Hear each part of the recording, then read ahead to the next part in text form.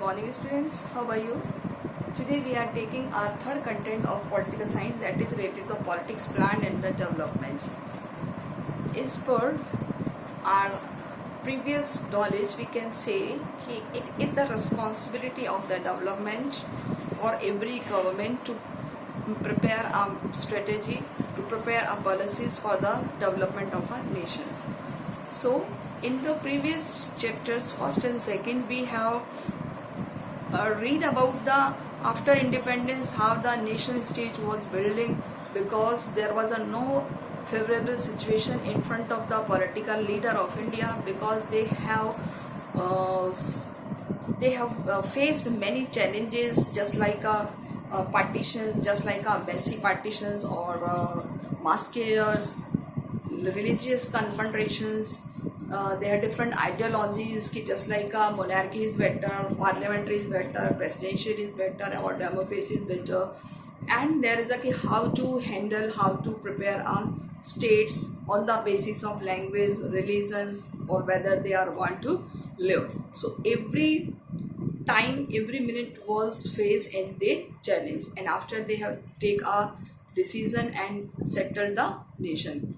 In second chapter we have seen that is at the time of first democratic election in 1952 also faced a many problem, because there was a large proportion of populations and that time की कैसे हम election कराएं इतनी बड़ी population के सामने, जब हमारे पास एक लिटरेसी रेट बहुत नॉमिनल है, हमारे पास एक जो क्राउड है वो बहुत ज़्यादा, how to handle them. Plus हमारा एक और गोल था, दैट इज़ कि we want to develop the India. So how do they develop India. और आज हम जिस पोजीशन में 2020 में 50 से लेकर यानी कि जो 70 साल की यात्रा है, जर्नी है, वो कैसी उन्होंने रही है, किस तरीके से इंडिया को डेवलप किया है, कौन सी प्लान को उन्होंने बनाया है, which strategy they have prepare for the developed for the India, और किस तरीके से आज हम इस सिचुएशंस में पहुँचे हैं. तो वो हम देखते हैं. First of all I want to tell you कि every country have a natural resources. हमारे सबके पास नेचुरल रिसोर्सेज होते हैं, नेचुरल रिसोर्सेज. अब इन नेचुरल रिसोर्सेज को हम यूज़ कैसे करें, it's depend on the government. किस पर डिपेंड करता है? On government. कैसे करता है कि या तो वो उसको यूज़ करे या उसको पड़ा रहने दे, है ना. अगर वो यूज़ करेगी तो क्या होगा? Enhance in the industrialization.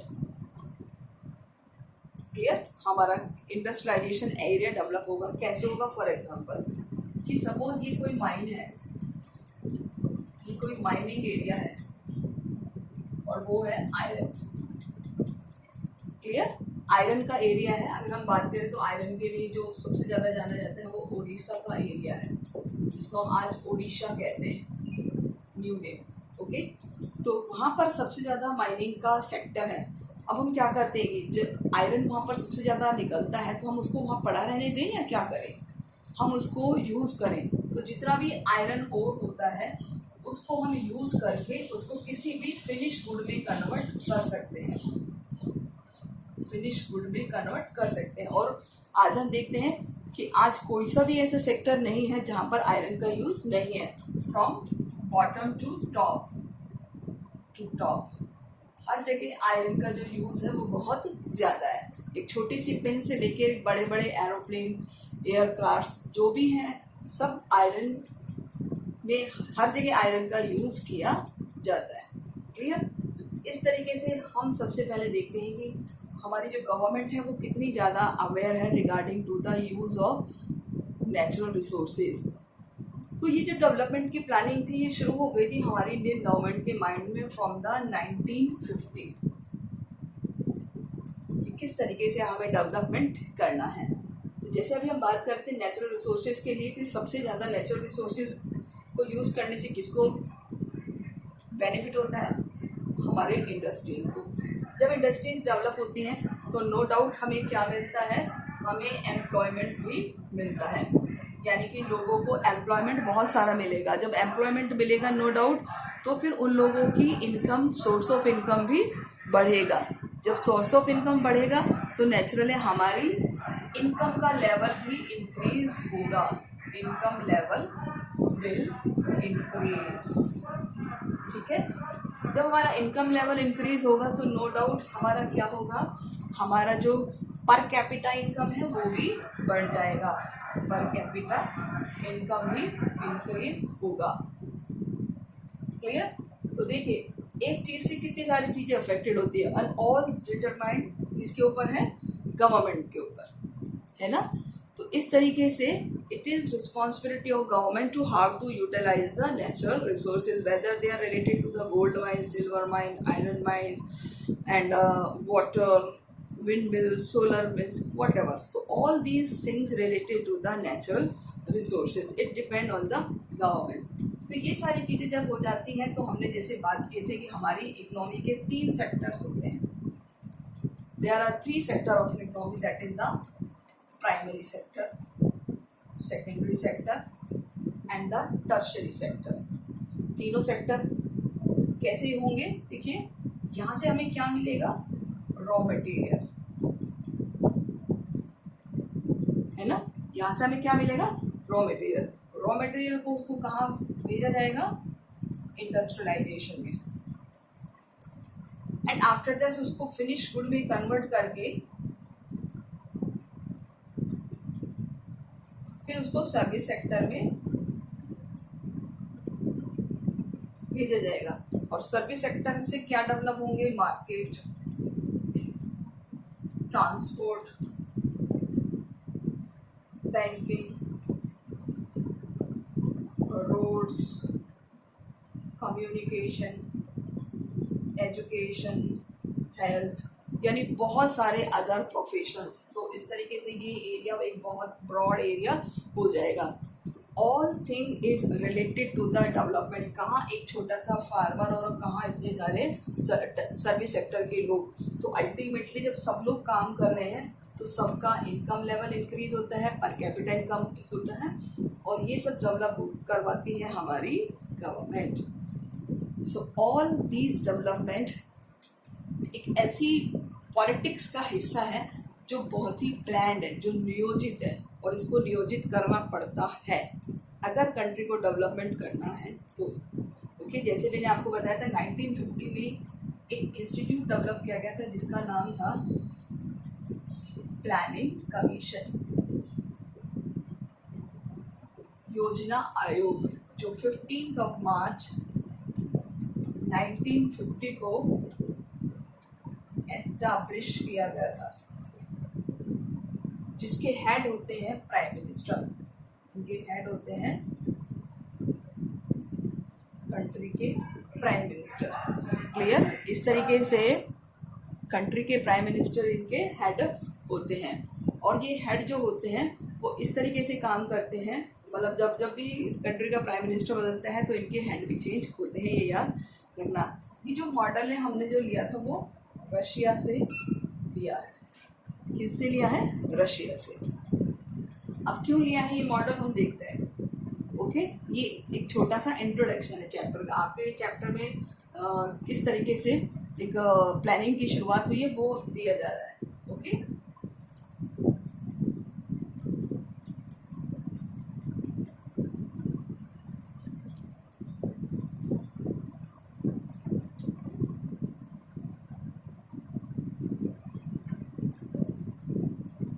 जब हम इंडिपेंडेंट हुए थे तो हमारे सामने 2 टारगेट्स थे कि whether we have adopted the capitalism, और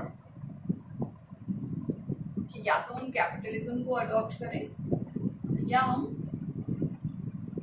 कम्युनलिज्म। तो which we have adopted, capitalism को फॉलो करने वाला था यूएसए, और इसको फॉलो करने वाला था यूएसएसआर। ओके, तो हमारी जो गवर्नमेंट है, हमारे सामने अपॉर्चुनिटी थी कि हमें अपना डेवलपमेंट करना है, और हमें अपना जो डेवलपमेंट करना है सो एज पर कि they have adopted a 2 kind of strategy, that is the liberal capitalism and the communalism, socialism by the USSR, but which way have we adopted, we adopted the mix way. Which way? Mixed way. और हमने जो अपनाया है रास्ता वो कौन सा है? मिक्स्ड इकोनॉमी का.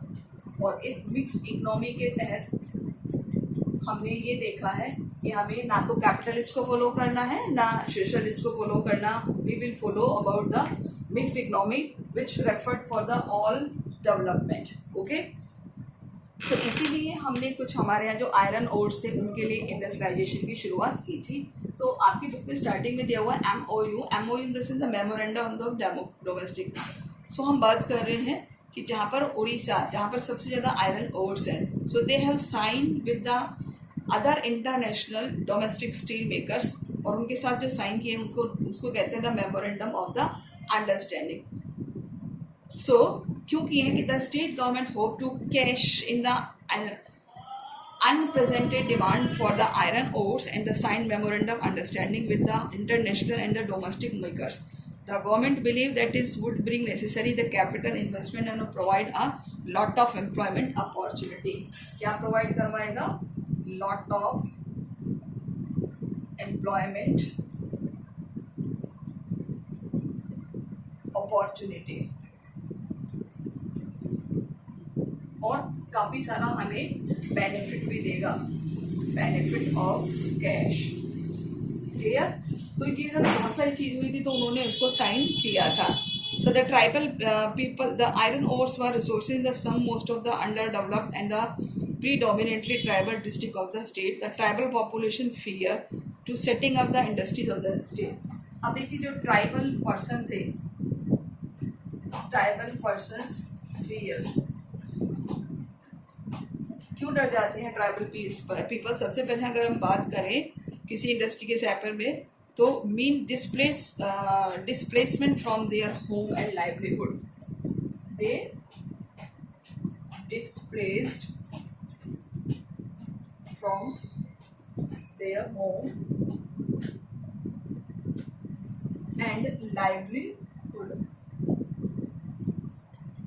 यानी कि जब कोई इंडस्ट्री सेट होती है तो सबसे ज़्यादा प्रॉब्लम किसको होती है? ट्राइबल पर्सन को. Because they displace their home और their livelihood. The environment fear that the mining industry would pollute the environment. जो एनवायरमेंट होते हैं, एनवायरमेंटलिस्ट, जो पर्यावरणविद क्या होते हैं, वो क्या कहते हैं कि जो इंडस्ट्रीज हैं, industry will pollute the environment. जो पॉल्यूशन है वो एनवायरमेंट को खराब कर देगा. But the central government feels that the industry is not allowed to the would set a bad example for the discourage investment in the country. लेकिन अगर government को लगा इस तरीके से कि बहुत सारे हमारे ऐसे पॉइंट्स थे जिनके ऊपर हमें एक इन्वॉल्वमेंट चाहिए था. So what are the key point of the conflicts? कुछ कॉन्फ्लिक्ट्स भी आए, कुछ व्यू पॉइंट्स ऐसे भी आए जब वो डिसएग्री थे. सो कॉमन पॉइंट्स की विच एवरीवन कैन एग्री. कुछ ऐसे पॉइंट थे जिसमें एग्री थे, कुछ ऐसे थे जिसमें डिसएग्री थे. The various interest. तो बहुत सारे क्वेश्चंस हमें इसमें देखने हैं उड़ीसा से रिलेटेड. आपके साइड में ग्लॉसरी में दिया हुआ है POSCO plant in Orissa. POSCO plant. Okay. तो पोस्को प्लांट क्या है? देखिए उड़ीसा में एक भुवनेश्वर में people facing the displacement by the proposal of POSCO India. It's a plant of एक प्लांट है जिसमें काफ़ी सारा लोगों ने अपोज किया था. जगत सिंह जिला है वहाँ पर. ओके. वो कह रहे थे कि कंपनी और सरकार के बीच जो साइन हुआ है उसे ख़त्म कर दिया जाए. बिकॉज मे भी वहाँ के लोगों को कुछ प्रॉब्लम हो रही थी कि लाइक दिकिया, नुआगांव और द गढ़कुंजा ग्राम में 100 से भी ज़्यादा मेल और फीमेल पर्सन यानी लेडीज़ और जेंट्स ने ऑफिस में एंटर करने की कोशिश की बट पुलिस ने उनको रोक लिया. काफ़ी सारे नारे भी लगाए गए और कहा कि हमारा लाइवलीहुड, हमारी लाइफ को बहुत ज़्यादा छीन लिया है इन लोगों ने. ठीक है. सो इस जो अपोज था, दैट इज जो डेमोन्स्ट्रेशन था ऑर्गेनाइज बाय द राष्ट्रीय युवा संगठन एंड द नव निर्माण समिति, उसने इसको ऑर्गेनाइज किया है, आपको याद रखना। अब हम बात करते हैं पॉलिटिकल कॉन्स्टेंटेशन। कॉन्स्टेंटेशन का मतलब होता है एक कन्फ्रंटेशन, एक आपस में विचारों में टकराहट क्यों होती है। So this question can not be answered by the expert. Decision kind involving the interest social groups against another, present generation against future generation. In a democracy, such major decisions should be taken on the list approved by the people themselves. So it is important to ask advice of expert of mining, from environments and from the economics. Yet the final decision must be the political decision can be taken the people represented who are touch the feeling of the people. यानी कि इन सब के बाद भी जो final decision होता है वो किसका होता है, पॉलिटिकल लीडर्स का, पॉलिटिकल पार्टीज का। क्यों? क्योंकि वो हमारे रिप्रेजेंटेटिव होते हैं, पॉलिटिकल रिप्रेजेंटेटिव्स। किस तरीके से वो हमारे डेवलपमेंट के लिए, हमारे वेलफेयर के लिए स्पेस तैयार करें। So after independence our country had make a series of major decision like this. Each of this decision could not be made independent.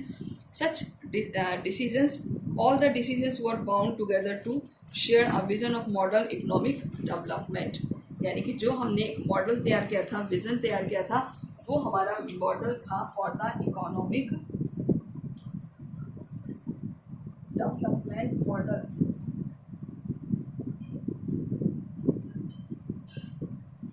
कब तैयार किया है हमने ये? At the time of independence. So everyone agreed the development of India should be more economic growth and the social और economic justice.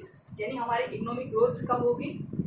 जब हम किसी चीज़ के साथ सोशली और इकोनॉमिकली जस्टिस करेंगे। So it is also agreed that the matter can not be left to businessman, industries और farmer themselves, make the government should play a key. However, यानी जैसे अभी मैं आपको बताया था कि चाहे कोई बिजनेसमैन हो, इंडस्ट्रियलिस्ट हो या फार्मर हो, farmer primary sector, industrial second sector, businessman tertiary sector जो मार्केट में आता है। तो तीनों को कंबाइंड करके हमें ले जाना है, प्लस इसमें जो इम्पोर्टेंट रोल प्ले किया जाता है बाय द गवर्नमेंट। तो on the kind of role that the government must play ensuring the growth of justice, what is the have to centralise institution और plan for the entire country. Should the government itself, क्या हमारी country के लिए कोई ऐसा plan है जो उसको डेवलप करे। So each of this question involve the constitution which has continued ever consequences. The most of issue involve political judgment and require consultations among the political parties or approval by the public। यानी कि ये सारी चीज़ें जो related है एक political matter बन गया है।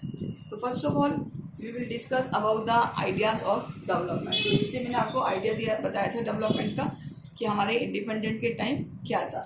So this is the example of Odisha।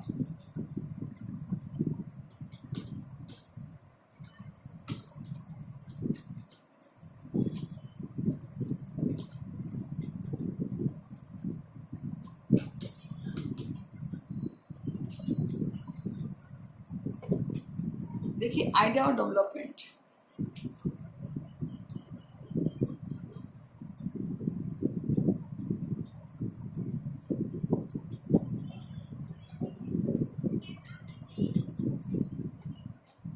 देखिए idea development, this example of research show that the enough says to everyone wants to develop for a development has different meaning. हर किसी के लिए अलग अलग मीनिंग होती है, बिकॉज किसी के लिए डेवलपमेंट अच्छा भी है तो किसी के लिए डेवलपमेंट का मीनिंग उसके लिए प्रॉब्लम भी है।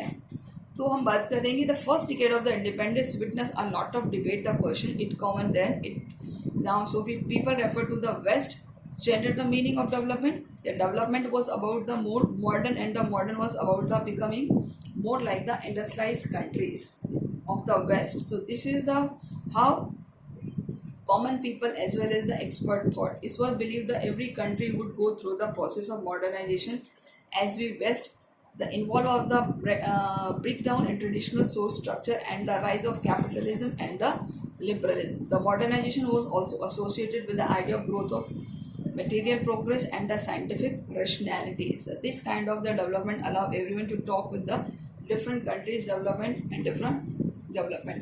जैसे अभी मैंने आपको बताया था हमारे सामने 2 वे थे, द मॉडर्न वे और ट्रेडिशनल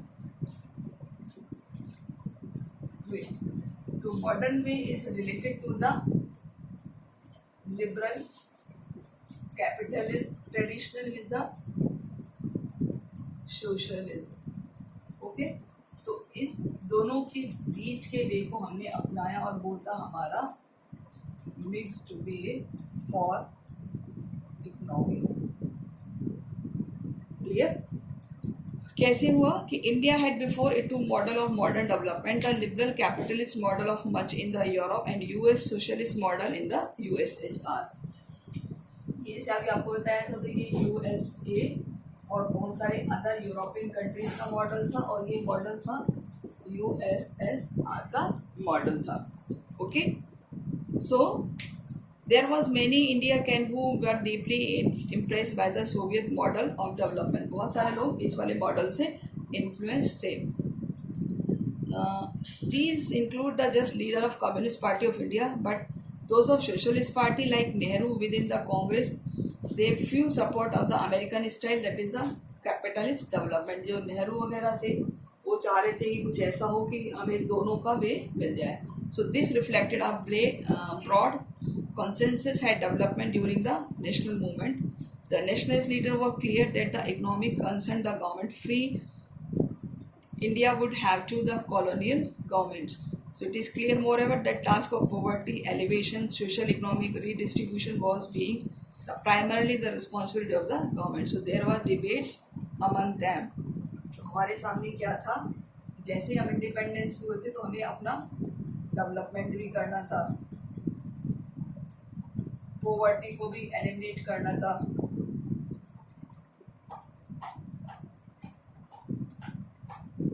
एम्प्लॉयमेंट भी बढ़ाना था।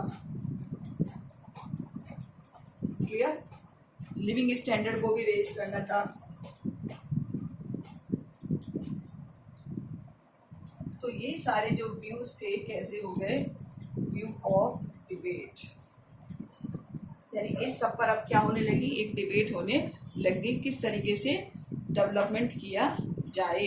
इसके अलावा बहुत सारे सेक्टर्स ऐसे थे जो डिटरमाइन कर रहे थे कि जो पब्लिक है उसकी नीड्स को कैसे फुलफिल किया जाए, जो नेचुरल रिसोर्स है उसको किस तरीके से रिडिस्ट्रीब्यूट किया जाए। So there was a debate among the many industrials, political persons, इस तरीके से। For some industrialization seem to be the preferred path, for other development of the agriculture, in particular elevation of the rural poverty was the priority। किसी ने कहा कि rural को ज़्यादा हमें डेवलप करना है, rural area was more developed। अलग अलग लोगों की सोच थी, अलग अलग था वे, तो इस तरीके से किसको कैसे डेवलपमेंट किया जाना है वो सब की एक अलग अलग व्यू प्रिपेयर हो गई थी। तो इस बीच में उन्होंने कैसे अपने आप को डेवलप किया है, किस तरीके से अपने आप को उन्होंने देखा है, वो हम अब नेक्स्ट कंटेंट में देखेंगे। प्लानिंग, हमारे यहाँ से कुछ पार्ट इसका रिमूव भी हुआ है, बट उसको छोटा सा इंट्रोडक्शन हम लेंगे कि किस तरीके से प्लान और प्लानिंग कमीशन हमारे यहाँ डेवलप हुआ है। ओके, कौन कौन से ऑब्जेक्ट्स प्लानिंग कमीशन के रहे हैं। सो स्टूडेंट्स, कि this is the very little introduction about the content related to the development, कि हमारे यहाँ प्लानिंग कमीशन कैसे आया और डेवलपमेंट का प्रोसेस किस तरीके से शुरू हुआ। प्लानिंग कमीशन कब आया, किस तरीके से उसने अब तक अपने कुछ प्लान्स डेवलप किए हैं, वो हम अब इस कंटेंट में देखेंगे नेक्स्ट वाले में। Okay, so till then take care और पढ़ाई करते रहिए। कहीं कोई प्रॉब्लम हो तो आप उसको तुरंत से क्लियर कर लीजिए। So I hope you are getting benefit and you are using utilize of your time. Okay students, take care.